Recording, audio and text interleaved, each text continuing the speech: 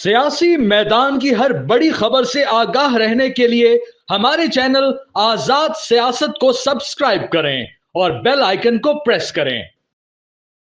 अस्सलाम वालेकुम नाज़रीन, आज़ाद डिजिटल स्टूडियो से मैं हूँ नौशीन तारिक। आजकल सियासी मंजरनामे में सबसे ज़्यादा हलचल जो है वो हुकूमत और अपोजिशन के मुज़ाकराती अमल की वजह से है। बज़ाहिर तो ये सियासी इस्तेहकाम के लिए एक मस्बत कोशिश के तौर पर देखा जा रहा है, लेकिन क्या ये अमल नतीजा खेज साबित होगा भी या नहीं, इस पर बात करने के लिए आज मेरे साथ मौजूद होंगे सोशल मीडिया इन्फ्लुएंसर एंड तज़कियाकार आरे शहजाद साहब। अस्सलाम वालेकुम सर। वालेकुम अस्सलाम। कैसे हैं आप? कैसी हैं आप? मैं ठीक हूँ और तमाम देखने वालों को भी अस्सलाम वालेकुम। चलें जी, देखने वालों की तरफ से वालेकुम सलाम। अच्छा, शहजाद साहब ये बताएं कि ये जो अपोजिशन और हुकूमत के दरमियान जो मुज़ाकराती अमल है उसका पिछले दिनों भी दूसरा दौर हुआ और इसको आप कैसे देखते हैं, और इसके साथ ही ये भी बताएं कि पीटीआई जो है वो मुज़ाकराती अमल में तहरीरी तौर पर अपने चार्टर ऑफ डिमांड क्यों पेश नहीं कर रही, कतरा क्यों रही है? देखिए, पहली बात तो ये है कि अगर मैं बहुत मुख्तसर जवाब दूँ तो मतलब मेरा नहीं ख़्याल कि इस मुज़ाकराती अमल से किसी भी तरह का कोई भी इस्तेहकाम आएगा। और उसकी वजह बड़ी सादा है कि पीटीआई जो है ये कोई नॉर्मल सियासी जमात नहीं है, ये एक पॉलिटिकल कल्ट है। तो जब तक इस रियलिटी को तस्लीम नहीं कर लिया जाता, मान नहीं लिया जाता, तब तक ये जो इस तरह की सारी एक्टिविटीज़ है ना उनका कोई फ़ायदा नहीं होगा। मतलब ये पीटीआई की एक पूरी हिस्ट्री है। You can start from 2013 up till now, और इस सब में आपको एक चीज़ जो बड़ी कांस्टेंट नज़र आती है कि वो किसी भी पॉलिटिकल प्रोसेस का कभी भी हिस्सा नहीं बनते हैं। चाहे वो पार्लियामेंट के अंदर हो, चाहे वो कोई मुश्तरका इजलास हो, चाहे वो किसी गैर मुल्की प्रेसिडेंट का दौरा हो, मतलब कुछ भी हो, वो कभी भी इसका हिस्सा नहीं बनते। और उसके लिए हमें कल्ट का माइंडसेट और उनकी साइकोलॉजी जो है वो उसको समझने की ज़रूरत होती है। दूसरी बात जो आपने पूछी कि वो तहरीरी माहिदा क्यों चार्टर ऑफ डिमांड तहरीरी तौर पे क्यों नहीं दे रहे? हाँ जी, वो इसलिए वो देंगे भी नहीं। वो इसलिए नहीं देंगे कि देखिए इमरान साहब ने क्या पहला जब ये शुरू भी नहीं हुआ था तो उन्होंने एक बात कही कि हाँ, मुज़ाकरात कर लें लेकिन वो कैमरे की आँख के सामने ना करें, वो छुप के कहीं पे करें। उन्होंने एक ख़ास तरह का पर्सोना, एक ख़ास तरह का इमेज, ख़ास तरह का नैरेटिव लेकर चलना है, और ये चीज़ उससे मैच नहीं खाती कि जिन लोगों को देखिए मैं अगेन आता हूँ, ये पॉपुलिस्ट कल्ट है। और पॉपुलिज्म में अस वर्सेस देम होता है, और देम जो है वो एनिमीज होते हैं, और एनिमीज के साथ लड़ाई की जाती है, बैठा नहीं जाता। ये उनकी वोटर की जो उनकी सपोर्ट बेस है उसकी एक साइकी है, और इस साइकी से वो हट नहीं सकते। इन राइटिंग अगर देंगे तो कल को यू टर्न कैसे लेंगे, इन राइटिंग अगर देंगे तो कल को उन चीजों से मुकर कैसे सकेंगे। क्योंकि देखिए इनका तो मतलब अभी देखिए, अभी कुछ दिन पहले दो रोज कबल इनके कुछ लोगों को आर्मी चीफ ने माफी दी है। ठीक है, उन्होंने इन राइटिंग एप्लीकेशन दी, माफी मांगी। जब बाहर आए, और जब बाहर आए वो मुकर गए, और आके उन्होंने बाहर कुछ और नारा लगाना शुरू कर दिया। और बाहर आके चूंकि इनका एक बहुत बड़ा सोशल मीडिया नेटवर्क है, एक प्रोपोगेंडा नेटवर्क है जो बड़ा इफेक्टिव है, और उसको बूस्ट करने के लिए उनको एक और तरह का होस्टाइल नैरेटिव चाहिए होता है। तो जब ये बाहर आए वो मुकर गए। अब जब ये और जब वो इन राइटिंग चीज़ें सामने आई, तो वो उसके बाद जो है उनके लिए एक शर्मिंदगी का बायस तो बनी ना, चाहे थोड़े लेवल पर थी या बड़े पर। तो इन राइटिंग अगर डिमांड कर देंगे तो फिर कल को फिर दिखा मतलब मुकर नहीं, ये तो अंदर जो बात करते हैं बाहर आके मुकर जाते हैं। ठीक है, आपका कहना ये कि वो मुकर नहीं सकते इसलिए वो इन राइटिंग कभी भी नहीं देंगे। अच्छा शहजाद साहब ये बताएं कि क्या ये तासुर दुरुस्त है कि इमरान खान साहब जो हैं वो डोनाल्ड ट्रंप के ओहदा संभालने तक मुज़ाकरात की शक्ल में टाइम गेन करना चाहते हैं? जी बिल्कुल ऐसे ही है। देखिए एक तो ये कि इनको ये लगता है, या अभी तक जो नॉमिनेशंस हुई हैं ट्रंप की तरफ से वो सारी वो हैं, उनमें तो 3 चीज़ें हैं। एक मतलब आधी उनमें से वो है जो इंडियंस है, डायरेक्ट इंडियंस है। दूसरे वो हैं जो प्रो इज़राइल हैं, और तीसरे वो हैं जो एंटी पाकिस्तान है। अभी आज अगर आप शहबाज गिल के उस पर जाएँ तो वो 2 तकर्रियों पर छलांगे लगा रहे थे, बड़े खुश हो रहे थे। और उनमें से एक जो है वो मिडल ईस्ट के लिए है, और मिडल ईस्ट के लिए जो उसने बनाया है वो बंदा वो है जो पाकिस्तान के मिसाइल प्रोग्राम के बारे में बड़ी सख्त राय कुछ दिन पहले ही बड़ी शदीद किस्म की क्रिटिसिज्म पाकिस्तान के मिसाइल प्रोग्राम पे कर चुके हैं। अब राज शहबाज गिल साहब ने उनकी एक पुरानी वीडियो 5 साल पुरानी वीडियो जो इमरान दौर की है पाकिस्तान के बारे में वो ट्वीट की हुई है। जस्ट ये तासुर देने के लिए, एक होप क्रिएट करने के लिए अपने वोटर्स में या अपने सपोर्टर्स में कि ट्रंप इंतज़ामिया जो है वो आके बाजू मरोड़ेगी। तो एक बात तो तय है कि पाकिस्तान का बाजू मरोड़ा जाएगा। इमरान की वजह से नहीं, उसके और रीज़न्स हैं। अच्छा। उसका रीज़न ये है कि पाकिस्तान दुनिया की वाहिद इस्लामिक एटमी एटमी कुव्वत ताकत है। है, ठीक है ना?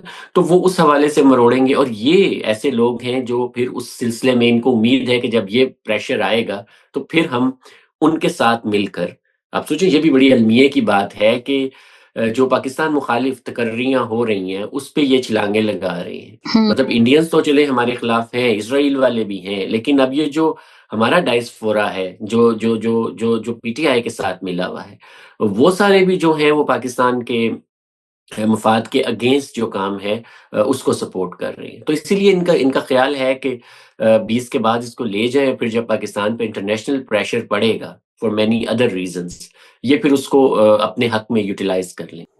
अच्छा शहजाद साहब, इसी से रिलेटेड है मेरा अगला क्वेश्चन भी, और वो ये है कि अमेरिका से जो इमरान खान के लिए आवाजें उठ रही हैं, वो खासकर आपको भी पता है रिचर्ड ग्रेनल जो एलची हैं डोनाल्ड ट्रंप के, वो बहुत उनका ट्विटर बोल रहा था, अब वो अचानक से खामोश भी हो गई हैं, तो इसकी क्या वजह है? देखिए ये तो मैंने ही सबसे पहले सोशल मीडिया पे मतलब जब आज से 2 दिन पहले 5 डेज़ हो गए थे कि जब उन्होंने एक ट्वीट भी नहीं किया था। मतलब कहाँ ऐसा था कि वो मतलब पाकिस्तान के एक छोटे से छोटे अकाउंट्स के ऊपर भी जाके वो तबसरे कर रहे होते थे और उनको जवाब भी मतलब ट्रोल लेवल पर आए हुए थे बिल्कुल, ठीक है? और पीटीआई के जितने भी अकाउंट्स थे वो उनको वो कर रहे होते थे, शिकायत कर रहे होते थे हर चीज़ के ऊपर। ऐसा लगता था कि जैसे वो कोई मॉनिटर लग गया है पाकिस्तान पे ना कि इसने ये कह दिया, उसने वो कह दिया। फिर अचानक वो खामोश हो गए। उसके बाद एक स्टेटमेंट आई अमेरिका से कि भई जो जितने भी ट्रंप एडमिनिस्ट्रेशन ने नॉमिनीज़ क्योंकि उनकी अभी सेनेट से मंजूरी नहीं हुई, यानी कि he is no one up till now. तो उन्होंने कहा कि वो सारे खामोश हो जाएँ। उन्हें बात मतलब वो किसी भी तनाज़े पे सोशल मीडिया पे ना उलझें। दूसरा ये है कि एक बहुत बड़ी राय ये भी आने लग पड़ी थी कि वो असली रिचर्ड ग्रेनेल है भी नहीं है। आप समझ रहे हैं मतलब एक शख्स जो दिन में 40-40, 50-50 ट्वीटें पाकिस्तान के आम लोगों को भी जाके कोट करके और एक पॉलिटिकल पार्टी के साथ कर रहा था। अब अचानक उसने बड़ी नॉर्मल किस्म की अमेरिकन पॉलिटिक्स पे बेनाइन किस्म की ट्वीट्स करना शुरू कर दिए। तो इससे ये तासुर है कि वो जो पहले आ रहे थे वो रिचर्ड ग्रेनेल नहीं थे। जी। मतलब ये एक तासुर ये भी है। मगर बहरतौर जो भी रीज़न था या उन्हें शट अप कॉल दी गई है, कुछ ज़राए ये भी दावा कर रहे थे कि शायद सऊदिया ने जो है वो भी ट्रंप एडमिनिस्ट्रेशन से बात की है और इन चीज़ों को रोकने का कहा है। क्योंकि देखिए ट्रंप जो भी कुछ करेगा मिडल ईस्ट में या इस तरफ तो उसमें जो सऊदी वली अहद हैं उनका एक बड़ा इम्पोर्टेंट रोल होगा। अगर उन्होंने इमरान के लिए भी कुछ करना होगा तो वो उनके थ्रू आएँगे। लेकिन शहजाद आपको क्या लगता है कि ट्रंप इंतजामिया जो है जो कि अभी अपने ही बहुत सारे इनिशियल उसमें फेजेस में उलझी हुई है, उसके लिए इमरान खान या पाकिस्तान प्रायोरिटी में होगा? देखिए अभी अगर आप आज का दिन भी देखें जो ट्रंप का सबसे मेन लीड बंदा है ना वो एलोन मस्क है। जी। एलोन मस्क ने सिर्फ कल के दिन 1 घंटे में 23 ट्वीटें की हैं बरतानिया के खिलाफ। और आज अभी जब आपका ये प्रोग्राम शुरू होने वाला था उससे पहले मैं देख रहा था क्योंकि मेरी बड़ी गहरी नज़र है इन सारी डेवलपमेंट्स के ऊपर तो उसने जर्मनी के ऊपर करना शुरू कर दिया था और जर्मन अब देखें जो यूके के वज़ीर हैं वो आज अगर आप अखबारात गार्डियन और जितनी भी बड़ी ब्रिटिश या इंटरनेशनल न्यूज़पेपर हैं वो सारे कह रहे हैं कि ट्रंप को उसको एलोन को शट अप कॉल दी जाए कि वो दूसरे ममालिक में क्यों मुदाखलत कर रहा है। तो पंगे इतने और देखें इस वक़्त अभी उनकी हुकूमत नहीं बनी और आपको पता है 10 जनवरी को ट्रंप को सज़ा भी होनी है अदालत से और सेंटेंस भी बोलनी है। फिर उसके बाद ये है कि जर्मनी से लेके यूके, यूरोपीय यूनियन और फिर जो ट्रंप के अपना कोर सपोर्ट बेस है ना जो व्हाइट सुप्रीमिस्ट हैं, जो ट्रम्प के यूथी हैं जिन्हें कहना चाहिए, वो जो सारे हैं वो एलन और ट्रम्प, वो इंडिया वाले वीज़ों के इश्यूज़ के ऊपर उनसे लड़ाइयाँ हो रही हैं। तो मतलब इतने ज़्यादा इंटरनल मसाइल हैं उनके, कि मेरा नहीं ख़्याल कि पाकिस्तान के बारे में उनके पास इतना वक़्त होगा या इतनी अहमियत होगी कि वो बात कर सकें। उनके इंटरनल मसाइल बहुत ज़्यादा हैं, उनकी जो एडमिनिस्ट्रेशन आ रही है, उन लोगों के उन्होंने हर जगह इकट्ठे खोले हुए हैं, तो वो बाँधने में उन्हें टाइम लगेगा। तो पाकिस्तान में ये जो सारा एक बनाया गया हुआ एक प्रेशर सा जी, बहुत इंटरनेशनल प्रेशर है और ये सब, ये आपको नहीं लगता कि फिर थोड़ा इस सिनेरियो में अगर देखा जाए तो कोई उसमें इतनी खास रियलिटी नज़र नहीं आती? बिल्कुल नहीं आती, और मेरे ख़्याल से गवर्नमेंट को या जो भी हमारे मुक़तदरा हैं, उनको डरना नहीं चाहिए इससे। और दूसरी बात ये है कि देखें, जब जब दुनिया डिवाइड हो गई, ठीक है ना, अभी मतलब जब वो आएँगे तो एक डिवाइडेड ओपिनियन तो होगा ना, तो मुख़्तलिफ़ बिल्कुल। ब्लॉक्स हैं, एक तरफ रशिया है, चाइना है, और वो सारे हैं, तो पाकिस्तान ऑलरेडी उनके साथ एक अच्छे टर्म्स में है। तो मेरे तो ख़्याल से पाकिस्तान के लिए अपॉर्च्युनिटी होगी, रादर देन कि इसके लिए कोई प्रॉब्लम बनेगा बड़ा। ठीक है। अच्छा शहजाद, ये बताएं कि शहबाज गिल, मोहित पीरज़ादा वगैरह का क्या इंटरेस्ट है? क्या इनकी लॉबी जो है वो नाकाम होगी? क्योंकि रिचर्ड ग्रेनल को ये भी बहुत ज़्यादा उठा रहे थे। देखिए, इंटरेस्ट जो होते हैं ना, ख़ासकर जब ये अमेरिका में बैठे हुए हैं, देखें दे आर नो वन। हुँ। ये लोग कौन थे? मतलब अभी आप शहबाज गिल के आप यहाँ इस प्रोग्राम में ट्वीट चलाएँ, शहबाज गिल जिस लेवल पर जाके आर्मी की वो जिसे कह लें कि बूट पॉलिश करता था और जितनी तारीफ़ें करता था और जो कुछ करता था, वो आप, मैं या कोई और कर ही नहीं सकता। जो मुईद है उसने 20 करोड़ लिए थे। इट मीन कि वो अपने इंटरेस्ट पर चलते हैं। और जब इन जैसे लोगों की जिनकी कोई अहमियत नहीं है, जब ये इंटरनेशनल फोरम पर बैठकर पाकिस्तान के अगेंस्ट चल रहे हैं, तो हमें ये देखना होगा कि इनके पीछे कौन-सी लॉबीज़ हैं।